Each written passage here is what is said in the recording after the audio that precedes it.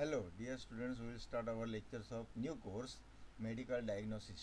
Medical diagnostics म्हणजे आपल्याला वैद्यकीय निदान तंत्र निदानशास्त्र याबद्दल काहीतरी स्किल असायला हवं म्हणून हा कोर्स विद्यापीठाने दिलेला आहे. या कोर्सचा अभ्यास करताना मागच्या टर्मला जसं आपण बायोकेमिस्ट्री आणि फिजिओलॉजी यांच्या व्यतिरिक्त ॲपिकल्चर हा कोर्स अभ्यास केला होता, तसंच यावर्षी झू 401 जेनेटिक्स आणि झू 402 इव्होल्युशनरी बायोलॉजी यांच्यासोबत आपल्याला झू 404 हा मेडिकल डायग्नोस्टिक्स हा स्किल एन्हान्समेंट कोर्स अभ्यास करायचे आहे. स्किल एन्हान्समेंट कोर्स म्हणजे तुम्हाला या विषयाच्या काय झुलॉजीसोबत कुठल्या तरी एका विषयाचे काहीतरी कौशल्य असायला हवं, काहीतरी नॉलेज असायला हवं म्हणून हा स्किल एन्हान्समेंट कोर्स सेकंड दिलेला आहे. आणि पहिल्या कोर्समध्ये या चौथ्या सेमिस्टरला आपण एवढा अभ्यास केलेला आहे. जेनेटिक्स आणि इव्होल्युशनरी बायोलॉजीच्या काही प्रॅक्टिकल्सच्या आम्ही टाकलेल्या आहेत ऑनलाईन प्रॅक्टिकल कसे करायचे कसे लिहायचे. तरी पण आता इव्होल्युशनरीचे पण काही टाकून देऊ थेअरीप्रमाणे. ते तुम्ही अभ्यासून घ्यायचे आहेत आणि मी तुम्हाला सांगेन तसं काय करायचं ते. आणि परीक्षा कशी होते ती आता या कोविडच्या पार्श्वभूमीवर विद्यापीठाच्या पत्रकानुसारच होईल, नाहीतर मग ती पण ऑब्जेक्टिव्ह परीक्षा होण्याची शक्यता दाट आहे. पण मीन व्हाईल आपण आता मेडिकल डायग्नोस्टिक हा विषय अभ्यास करूया. मेडिकल डायग्नोस्टिक या विषयाचा अभ्यास करताना आपल्याला 6 युनिट अभ्यास करायची आहेत. ते पहिल्यामध्ये इंट्रोडक्शन, दुसऱ्यामध्ये diagnostic method used for analysis of blood, तिसऱ्यामध्ये युरिन अनालिसिस, चौथ्यामध्ये नॉन इन्फेक्शियस डिसीज, चौथ्यामध्ये पाचव्यामध्ये इन्फेक्शियस डिसीज आणि 6वा ट्यूमर. हे 6 टॉपिक आपल्याला अभ्यास करायचे आहेत. मग पहिल्यामध्ये जनरली आपल्याला हा मेडिकल डायग्नोस्टिक कोर्स म्हणजे काय, त्याचे महत्त्व काय, कुठलाही आजार झाला की आपण त्याचे निदान कसं करतो.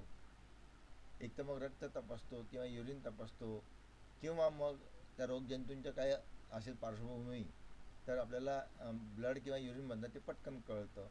किंवा आणखी वेगवेगळे यंत्र आहेत आपल्याकडे, वेगवेगळ्या मेथड्स आहेत आपल्याकडे.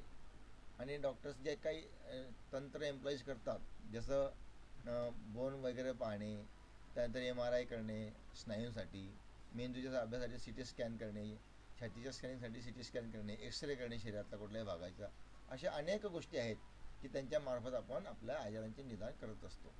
मग हा अभ्यास तुम्हाला तुमच्या जुलैचे कौशल्य वाढवण्यासाठी ॲडिशनल कोर्स म्हणून आहे. याचीसुद्धा परीक्षा होते, याचीसुद्धा इंटरनल परीक्षासुद्धा होईल. तुम्हाला इंटरनल आणि एक्सटर्नल दोघं परीक्षा द्यायचे आहेत. तर तुम्ही आता तिसरा कोर्सचा आपण अभ्यास सुरू करूया. तुम्हाला मी काय करणार आहे, PDF टाकून देणार आहे आणि मीन व्हाईल हा अभ्याससुद्धा चालू ठेवणार आहे. तर तुम्हाला दोघं गोष्टी अभ्यासाला मिळतील. परत पहिल्यांदा आपण सुरुवात करूया इंट्रोडक्शन टू मेडिकल डायग्नोस्टिक. आणि हा कोर्स सगळं आपण रनिंगमध्ये घेऊया, खूप डिटेल्समध्ये काही घेणार नाही, कारण हा कोर्स तुम्हाला अप्लाइड आहे आणि अप्लाइड आणि ॲडिशनल आहे. बाकीच्या गोष्टी तुम्ही अभ्यासून घ्यायच्या आहेत. आला डिफिकल्टी आली तर निश्चित विचारायची आहे, परंतु आपण वर्ड टू वर्ड इतकं करणं आता वेळाभावी म्हणा किंवा या कोरोनाच्या पार्श्वभूमीवर ऑनलाईन लेक्चर्समुळे आपल्याला ते आटोपशीर घ्यावं लागणार आहे.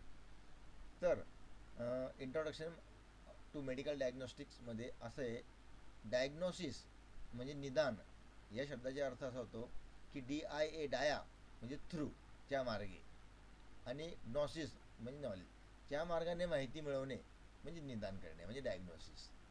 आता आपल्याला कुठलाही आजार झाला तर आपण ते कशाच्या याच्याने माहिती मिळवतो, नोईंग थ्रू, त्या बाबतीत माहिती मिळवणे. मग आजाराची माहिती कशी मिळवतो आपण, किंवा काय त्रास होतो, कसं त्रास होतो, किती त्रास होतो, काल काय खाल्लं, उद्या काय खाणार आहात, किंवा परवा काय खाल्लं, या तिघ गोष्टींचा समन्वय साधून मग डॉक्टर निर्णय घेत असतात. तसं या कोर्समध्ये आपल्याला इन्फॉर्मेशन महत्त्वाची आहे की जर का काही कॉज असेल तर त्याचे इन्फॉर्मेशन आणि त्याच्यावरनं आपण निदान करत असतो.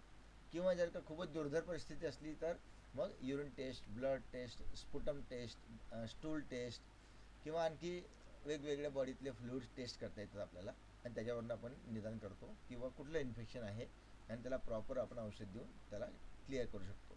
म्हणजे आजार बरे करण्यासाठी, आपली हेल्थ चांगली राहू देण्यासाठी आपण हा कोर्सचा अभ्यास करतो. म्हणजे to study the course medical diagnostic is only to take care of human health, only to maintain the health of human being or the human society and to be healthy, and therefore we are studying this course. Then diagnoses are made by three general categories, either by physician or by healthcare providers or by uh, pathology. Then pathology is nothing but the etiology of the diseases. म्हणजे आपण एखादा आजाराचे निदान करण्यासाठी जे काही तंत्र वापरतो ते आहे पॅथॉलॉजी. आता पॅथॉलॉजी लॅबमध्ये तुम्हाला माहिती आहे की प्रत्येक गोष्ट टेस्ट केली जाते, बॉडीतला प्रत्येक फ्लुइड टेस्ट केला जातो आणि त्यानुसार आपल्याला त्याचे क्लासिकल इन्फेक्शन किंवा त्याचे थेरॉपिटिक नॉलेज आपल्याला मिळतं आणि मग आपण त्याच्यावर प्रॉपर औषध देऊन त्याला त्या आजाराला शरीरातून नष्ट करत असतो किंवा पळवत असतो बाहेर, जेणेकरून आपण हेल्दी राहू शकतो. So diagnosis is often challenging because many signs and symptoms are non-specific. बऱ्याच आजारांचे सिम्पटम्स म्हणजे लक्षणं जी असतात ती सारखी सारखी असतात आणि त्यामुळे असे विशिष्ट लक्षण नसतं आणि म्हणून आजारांचे निदान करणं हे अवघड होतं. तर उदाहरणार्थ रेडनेस येणे किंवा त्वचेवर आजार येणे किंवा ताप येणे किंवा डोकं दुखणे किंवा अंग दुखणे हे वेगवेगळे जे काही सिम्पटम्स आहेत या सिम्पटम्सनुसार आपण आजारांचे निदान किंवा डायग्नोसिस करू शकतो. मग diagnosis is the heart of the medical art. आता मेडिकल आर्टनुसार हार्टचे डायग्नोसिस करायचे असलं तर तुम्हाला माहिती आहे की हार्टमधले चेंबर्स वर्किंग करता आहेत की नाही ते तपासण्यासाठी आपण वेगवेगळ्या पद्धतीच्या मेथड्स वापरत असतो किंवा आपल्याला MRIतून सुद्धा काही गोष्टींचं ज्ञान मिळू शकतं किंवा ECG काढतो आपण, इलेक्ट्रोकार्डिओग्राम म्हणतात त्याला, त्याच्याने सुद्धा आपल्याला हार्टचे निदान होऊ शकतं किंवा तुमच्या ब्लडच्या पल्स रेटवरनं सुद्धा हार्टचे निदान होऊ शकतं किंवा कुठं पेन होत असेल, चेस्ट पेन वगैरे किंवा बॉडी पार्ट किंवा बॉडी टिश्यूज कुठे विशिष्ट भागात दुखत असतील त्याच्यावरनं सुद्धा आपल्याला निदान होऊ शकतं. So we can understand, we can have a knowledge of physiology of the normal and litigious functioning of the body, particularly of the heart, can be studied out or pinpointed by the symptoms or by the pathological deviations. So diagnosis is a major component of the procedure of doctor's visit, and from the point of view of statistics, the diagnostic procedure involves classification test. वेगवेगळ्या प्रकारच्या taste घेतात. मग त्याच्यामध्ये सगळ्यात पहिल्यांदा की तुमची history घेतली जाते. So we study here first of all the history. म्हणजे तुम्हाला जो आजार आहे, तुम्हाला जे होत आहे ते तुमच्या आई किंवा वडिलांना किंवा तुमच्या कुटुंबात कोणाला होत असतं का, तुम्हाला हे किती दिवसापासून होतं आहे, तुमचे कुठले पदार्थ आवडतात, तुम्ही नेहमी काय खातात, अशा अनेक गोष्टींच्या याच्यातून तो निष्कर्ष काढला जातो. The first recorded example of medical diagnosis are found in the writings of Imhotep in 2630 to 2611 BC in ancient Egypt. So medical science and therapeutic studies, or we can say the medical diagnosis, was very ancient and might be studied by Egyptian peoples or originated in Egypt. A Babylonian medical textbook, the diagnostic handbook written by Isagil Kin Apli, introduced the use of empiricism, logic, and rationality in the diagnosis of an illness or the disease. And traditional Chinese medicine, as described in the Yellow Emperor's Inner Canon or Yuangdi Nengji, specified 4 diagnostic methods: inspection, auscultation, olfaction, interrogation, and palpation. So Hippocrates was known to make diagnosis by testing his patient's urine and smelling their sweat. बघा, काही जुन्या वैद्यकीय, जसं भारतामध्ये Unani medicine एक number आहे, सगळ्यात जुनं आहे, तसं इतर देशांमध्ये जे काही इजिप्तमध्ये याचे ओरिजिन झालेलं आहे आजाराचे निदानाचं आणि वैद्यकशास्त्राचं, आणि त्यानंतर मग चायनामध्ये, जपानमध्ये, अमेरिकेमध्ये अनेक वेगवेगळ्या देशांमध्ये होत गेलं. पण हिप्पोक्रेट हा एक पहिला होता शास्त्रज्ञ किंवा हा पहिला एक भाग होता जगातला की ज्याने फक्त टेस्ट आणि वासावरून, युरिनच्या टेस्ट आणि युरिनच्या वासावरून सांगून टाकलं की या माणसाच्या शरीरात काय चालू आहे, आणि तिथून हे निदानशास्त्राचा अभ्यास सुरू झाला. मग मेडिकल युजेस, मेडिकलमध्ये काय यूज आहे त्याचं की a diagnosis in the sense of diagnostic procedure can regarded as an attempt and classification of an individual's condition into separate and distinct categories that allows medical decisions about treatment and prognosis to be made. Subsequently, a diagnostic opinion is often described in terms of a disease or other conditions, but in case of a wrong diagnosis, the individual's actual disease or condition is not the same as the individual's diagnostic. म्हणजे diagnostic procedure जी आहे त्याच्यामध्ये health care professional, physicians, physiotherapist, dentist, paediatric, nurse, health care scientist यांच्या सगळ्यांचा role असतो आणि हे त्याची प्रोसिजर परफॉर्म करत असतात. आणि या प्रोसिजरमध्ये आजारांचे निदान, आजाराविषयीचं ज्ञान याचा समावेश आहे. त्याचे पूर्ण ज्ञान असलं पाहिजे.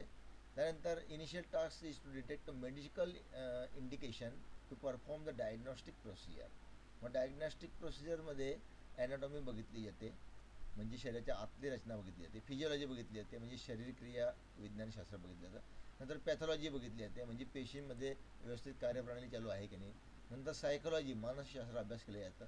अशा अनेक गोष्टींचा अभ्यास करून मग ते निदान केलं जातं. असं डायरेक्ट कुठल्याही आजाराचे निदान शक्य नाही, किंबहुना ते अवघड आहे. A complaint expressed by a patient, किंवा पेशंटने कंप्लेंट केली की बाबा मला असं होतं आहे, मला असं अमकं होतं आहे, हे सुद्धा लक्षणच आहेत आणि त्याच्यावरून आपल्याला आजाराचे निदान होतं आहे. किंबहुना the fact that a patient has sought a diagnostician can itself be an indication to perform the diagnostic procedure. For example, in doctor's visit, the physician may already start performing diagnostic procedure. अशाही गोष्टी आहेत. Even during an already ongoing diagnostic procedure, there can be an indication to perform another separate diagnostic procedure for another potentially concomitant disease or condition.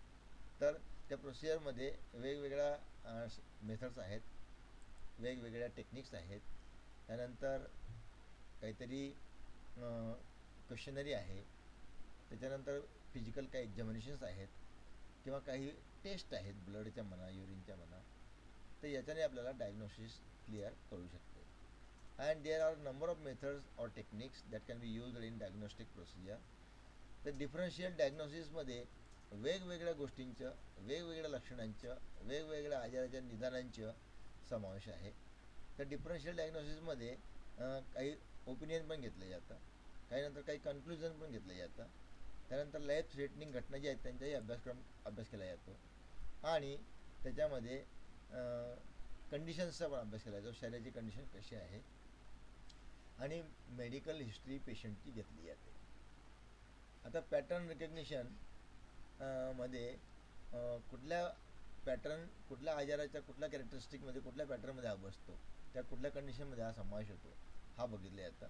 त्यानंतर primary method जी वापरली जाते, used as where disease are obvious, जिचं disease हे एकदम obvious, तिथं quick निदान केलं जातं किंवा क्विक लक्षात घेतलं जातं आणि त्यानुसार मग ट्रीटमेंट केली जाते.